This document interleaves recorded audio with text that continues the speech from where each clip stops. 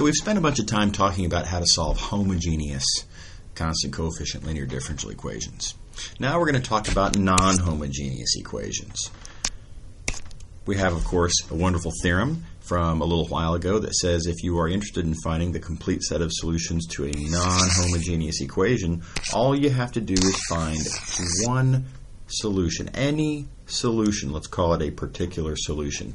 Find any such solution, then to that simply add all of the homogeneous solutions and you'll have your complete collection of non-homogeneous solutions. Well, we already know how to find the homogeneous solutions, so at this point all that remains is we have to figure out how are we going to find some particular solution to the non-homogeneous equation. So the method we're going to talk about here is called the method of undetermined coefficients.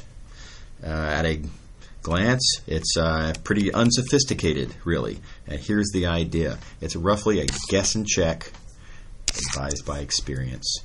Let's see an example. So let's look at this differential equation here, and let's speculate on what y might be. What, for example, could y be? So how about maybe y is a polynomial? Let's consider the possibility that y might be a polynomial. Well, the thing is, if y is a polynomial, that means that y prime is a polynomial. That means that y double prime is a polynomial. That means the whole left side of the equation would be a polynomial, but the right side isn't a polynomial. Well, that's not going to work. So clearly that's not a solution. What about maybe y could be secant x? Well, a similar argument. Hard to make it rigorous, perhaps, but if secant shows up here, then the derivative and the second derivative, there's going to be secants and tangents all over the place, and that just doesn't look like e to the 2x. It does not seem like this is a good thing to try. Okay, so these were silly starting guesses, of course. And the idea is I want to motivate what we should be trying. When I'm thinking about what I might plug in as a guess for y, think about functions which, when you take their derivatives, somewhere along the line, something that looks like this needs to show up. So I need to think of a function where either it or one of its derivatives looks like e to the 2x. So how about this? How about we try e to the 2x itself? Now you can take e to the 2x and you can plug it in here and take the derivatives, multiply it out. What you'll find is that this doesn't work either, exactly as e to the 2x. Sure. What are the odds? But the idea is that this generates the right sort of terms. And so if you include a fudge factor, you might call it a. If you take this, plug it in, take its various derivatives, multiply out the left side, etc., you expect that you might only be off by a factor. And since you have it yet undecided what that a factor is going to be, you could then reverse engineer and arrange for that a to be exactly what it needs to be. So that's what we're going to do. By the way, you can see now the motivation for the name undetermined coefficients, because this coefficient of e to the 2x that is yet to be determined is one of the big tricks behind this method. Okay, so undetermined coefficients is actually just a very literal reference to that fudge factor. Okay, so taking this, plugging into there, the differential equation becomes that. There's y, there's y prime, there's y double prime. So you see the differential equation, we're just rewriting the differential equation. Okay. Collecting all the terms together on the left-hand side, we get this, and cancel the e to the 2x, solve for a. We see that a is equal to 4/5. So we have found the value of a that goes here that makes that work. And so our particular solution is 4/5 e to the 2x. Okay, so this is the undetermined coefficients method, and again, it's kind of a disappointment. It's not a sophisticated idea. Make a reasonable guess and then work out the details. Make your reasonable guess based on what the right-hand side looks like, speculating on what kinds of terms will show up, and then work out the details. Okay, let's see another example.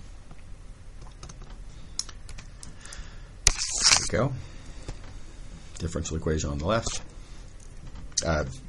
Constant coefficient linear differential operator on the left. On the right-hand side, we have x squared. So based on how the last example went, let's try conceivably x squared. Now that seems like it's got potential because, well, we have x squareds on the left, we have x squareds on the right.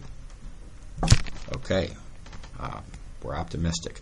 The problem is that with y having x squared terms in it, that means that y prime is going to have linear x terms in it. And now let's look at the potential balancing.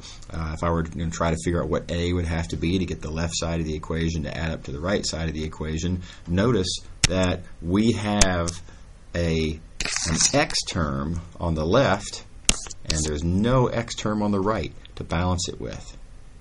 So again, we have a problem. Now we're out of balance. Okay, so this can't work. Now, does that mean that this was the wrong guess? No, it doesn't. What it means is we've just got to find another way to balance off this term. And the way we're going to do that is we're going to add in another term into y. We're going to add in a bx term into y.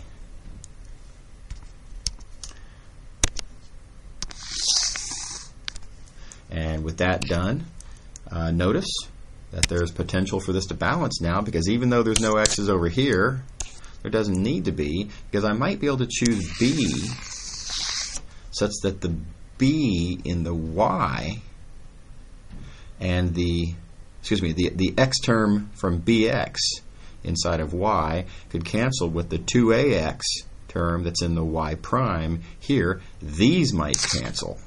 And that might be how everything works out. Okay, so potential. All right, well, but of course then we've created another problem. If there is a bx term in y, well then inside of y prime there is a constant term, b. And now that doesn't appear to have anything to balance it with. So we have to go on and add another term in here. Let's see, I'll use blue. How about that? So I'll say here plus a constant there. Now there's the potential that maybe I could balance off that constant there with this constant here. Of course, there's no constants over here. There's nothing on the right it could balance with. So now we've had to add yet another term, this plus c. And, you know, you might worry that this goes on forever. And it certainly would seem that it has that potential. But notice that by adding a constant over here on the right, that gives me plus a 0 over on the left. I don't need to worry about that 0 and what that may or may not balance with. It's 0. Okay, so no more additional terms are suggested. Now, of course, you can make these same arguments for, what happens with y double prime. In this case, it's not hard to see that the derivatives that we get in the y double prime would motivate the same terms. The fact that we had a derivative of ax squared that was 2ax, that's what motivated having the bx term. And the fact that the derivative of that is b motivated having the plus c. So more derivatives, it motivates the same collection of terms. So altogether then, what we have is that a reasonable guess would be this. Now there's still no promises that this is going to work. It seems like there's potential. We've got enough terms on the left that'll either balance with what's on the right or balance with other terms that are created on the left. Fingers crossed, hope that this might work. So we take this, plug it into the differential equation, take the appropriate derivatives, and the differential equation becomes this. Note, all I've done is plug in to the differential equation. Here's y. Actually, let me do it like this. That's y. This is y prime. This is y double prime. So all I've done is plug into the differential equation. And now you see I have a bunch of terms here. There's constants and linear terms, and then another constant term, and then a quadratic, and then a linear. All these different kinds of terms on the left. Let's group those together. Let's put all of the quadratic terms together, all of the linear terms together, and all of the constant terms together. And we have here some algebra. Okay, now how do we deal with this algebra? Keep in mind, we're not solving for x. And we're solving for a, b, and c. Specifically, we're interested in what are the a, b, and c that makes this equal to this. Now, to be blunt though, we're looking for the values of a, b, and c that make this equal to this for all values of x. I don't need these two functions to equal to each other momentarily. I need them to equal each other as functions. I need them to be the same function. And that tells me, looking at this coefficient here of 1,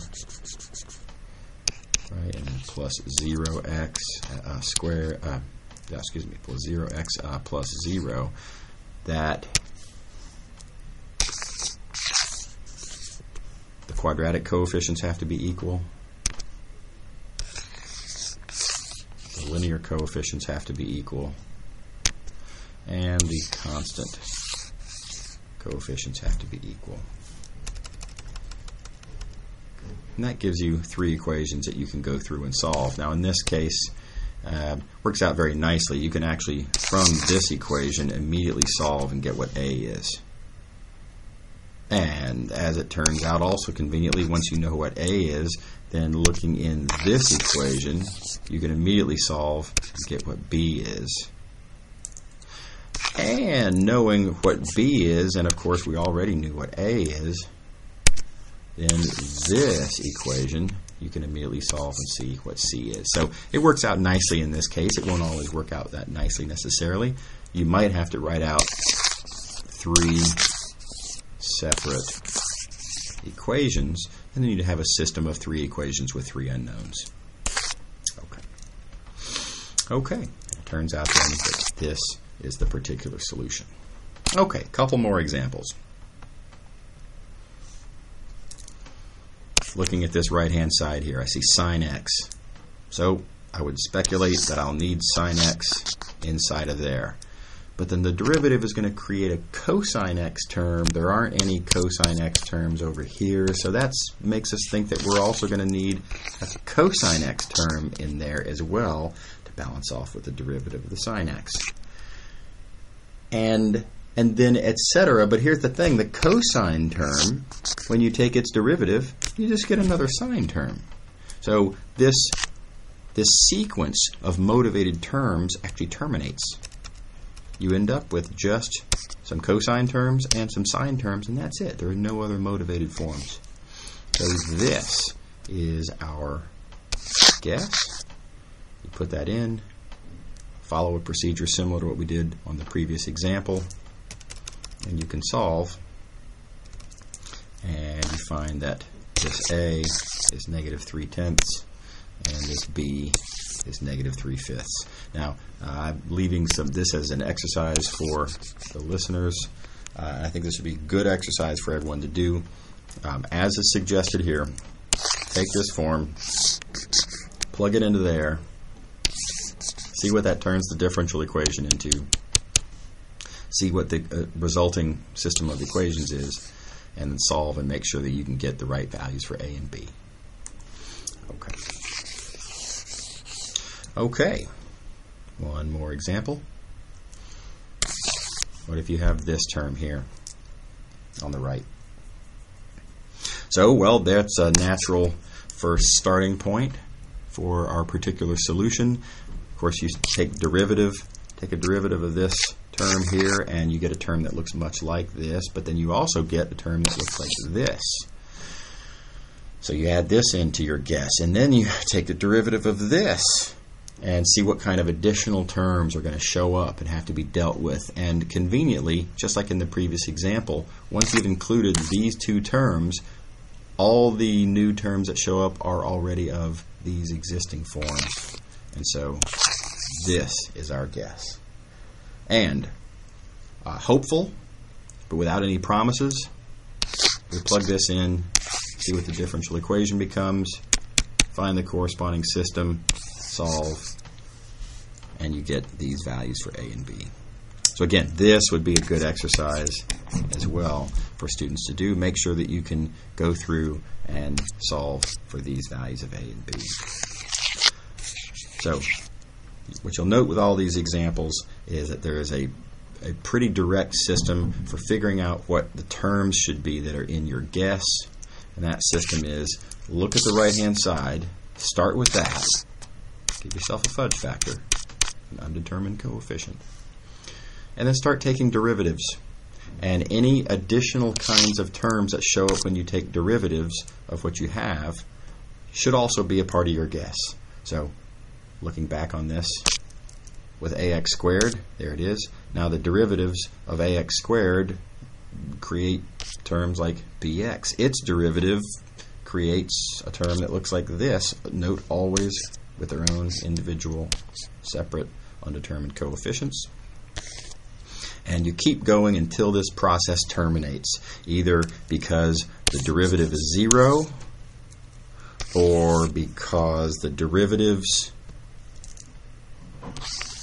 generate terms that you already have on your list, one way or the other.